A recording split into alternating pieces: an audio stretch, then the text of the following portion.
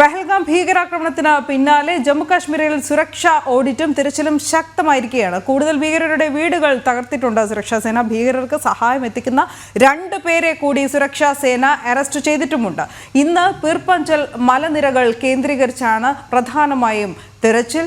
ഭീകരാക്രമണത്തിൽ പാകിസ്ഥാന്റെ പങ്ക് വ്യക്തമാക്കുന്ന തെളിവുകൾ ഇതിനോടകം തന്നെ ഭാരതം ലോകരാജ്യങ്ങൾക്ക് കൈമാറുകയും ചെയ്തു. അതേസമയം അതിർത്തിയിൽ വീണ്ടും പാക് പ്രകോപനമുണ്ടായി. അതേ നാണയത്തിൽ ഭാരതം തിരിച്ചടിച്ചിട്ടുമുണ്ട്. പഹൽഗാമിൽ നിന്ന് നന്ദഗോപൻ വിവരങ്ങളുമായി ചേരുന്നു. നന്ദൻ, എന്താണ് ഇന്ന് പഹൽഗാമിൽ നിന്ന് നൽകാൻ കഴിയുന്ന വാർത്തകൾ?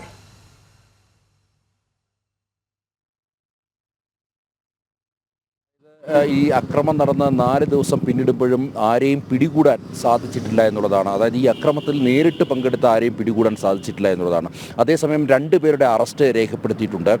ഇവർ ഈ ഭീകരവാദികൾക്ക് പ്രാദേശികമായി സഹായം ചെയ്തു നൽകിയെന്നത് ബോധ്യത്തിൻ്റെ അടിസ്ഥാനത്തിലാണ് 2 പേരെ അറസ്റ്റ് ചെയ്തിരിക്കുന്നത്. ഏതാണ്ട് 200ഓളം പേരെ ഇപ്പോഴും കസ്റ്റഡിയിൽ ചോദ്യം ചെയ്തു വരികയാണ്. ഈ അക്രമം നടത്തിയവർക്ക് പ്രാദേശിക സഹായം ലഭിച്ചു എന്നുള്ള കാര്യത്തിൽ തർക്കമില്ല. അതുകൊണ്ട് തന്നെയാണ് അവർക്ക് ഈ ബൈസരൺ വാലിയിലേക്ക് എത്തിപ്പെടാൻ കഴിഞ്ഞത്. ഈ അക്രമത്തിന് ശേഷം അവിടെ നിന്നും രക്ഷപ്പെടാൻ സാധിച്ചതും എന്നുള്ളതാണ്.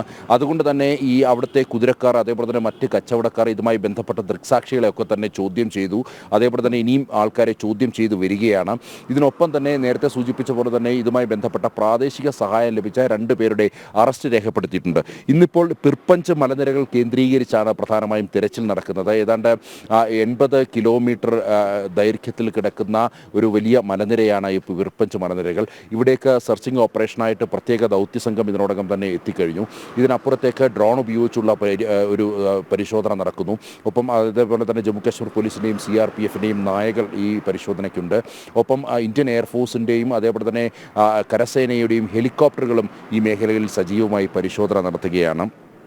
വരും ദിവസങ്ങളിൽ തന്നെ ഈ ഭീകരവാദികളെ പിടികൂടാൻ സാധിക്കുമെന്നുള്ളത് തന്നെയാണ് അന്വേഷണ സംഘം വ്യക്തമാക്കുന്നത്. അനന്തനാഗ് അഡീഷണൽ SP നേതൃത്വത്തിലുള്ള പ്രത്യേക സംഘമാണ് കേസ് അന്വേഷിക്കുന്നത്. സമാന്തരമായി തന്നെ NIAയുടെ അന്വേഷണവും നടക്കുന്നുണ്ട്. ഈ അന്വേഷണം കാര്യമായി പുരോഗമിക്കുന്നു എന്നുള്ളതാണ് ജമ്മുകാശ്മീർ പോലീസ് വ്യക്തമാക്കുന്നത്. മാത്രമല്ല ഈ സെർച്ചിങ് ഓപ്പറേഷനായിട്ട് പ്രത്യേക ദൗത്യ സംഘത്തെയും ഇതിനോടകം നിയോഗിച്ച് ഇതുമായി ബന്ധപ്പെട്ടുള്ള ഓപ്പറേഷനുകൾ നടക്കുകയാണ്. അതേസമയം ഈ ഭീകരാക്രമണവുമായി ബന്ധപ്പെട്ട് പാകിസ്ഥാനുള്ള പങ്ക് കൃത്യമായി ബോധ്യപ്പെട്ടതിൻ്റെ അടിസ്ഥാനത്തിൽ അത് ലോകരാജ്യങ്ങളെ കൂടി ബോധ്യപ്പെടുത്തുക എന്നുള്ളത് ഭാരതത്തിൻ്റെ കടമയാണ്. അതുകൊണ്ട് തന്നെ ഈ വിക്രം മിശ്രി, ഭാരതത്തിൻ്റെ വിദേശകാര്യ സെക്രട്ടറി, 30ലധികം രാജ്യങ്ങളിലെ എംബസികളുമായി ബന്ധപ്പെട്ട് ഈ തെളിവുകൾ അവർക്ക് കൈമാറിയിട്ടുണ്ട്. ഡിജിറ്റൽ തെളിവുകൾ ഭാരതത്തിന് കൃത്യമായി ലഭിച്ചിട്ടുണ്ട്. പാകിസ്ഥാൻ ഇതുമായി ബന്ധപ്പെട്ട പങ്ക് ആ തെളിവുകളിൽ വ്യക്തമാണ് എന്നുള്ളതാണ്. ഇത് ലോകരാഷ്ട്രങ്ങൾക്ക് സമർപ്പിച്ചിട്ടുണ്ട്. അതേസമയം ഈ പുൽവാമയിൽ ഇന്നലെ 2 പേരുടെ വീടുകൾ കൂടി തകർത്തിട്ടുണ്ട്. ഈ വളരെ ആക്റ്റീവായിട്ടുള്ള ഒരു ടെററിസ്റ്റായിട്ടുള്ള സെയ്ദ് അഹമ്മദ് എന്നുള്ള ആളുടെ വീടാണ്. ഇയാളുടെ വീട് കുൽഗാമിലാണ്. ഈ വീട് ഇന്നലെ രാത്രി പ്രത്യേക ദൗത്യസംഘം തകർത്തിരുന്നു.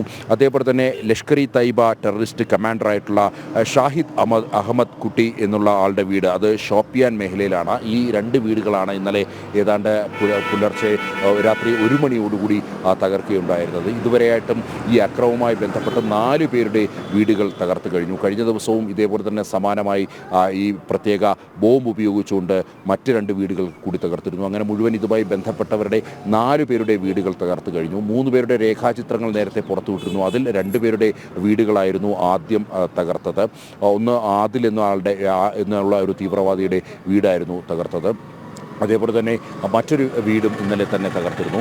അതേപോലെ തന്നെ ഇന്നലെ രാത്രിയിലാണ് മറ്റ് 2 തീവ്രവാദികളുടെ വീടുകൾ തകർത്തത്. ഈ സെയ്ദ് അഹമ്മദിൻ്റെയും അതേപോലെ തന്നെ ഷാഹിദ് അഹമ്മദിൻ്റെയും വീടുകൾ തകർത്തത്. ഇനിയും ഇത്തരം നടപടികൾ ഉണ്ടാകുമെന്നുള്ളത് തന്നെയാണ് അറിയാൻ കഴിയുന്നത്. അനു. ശരി നന്ദൻ.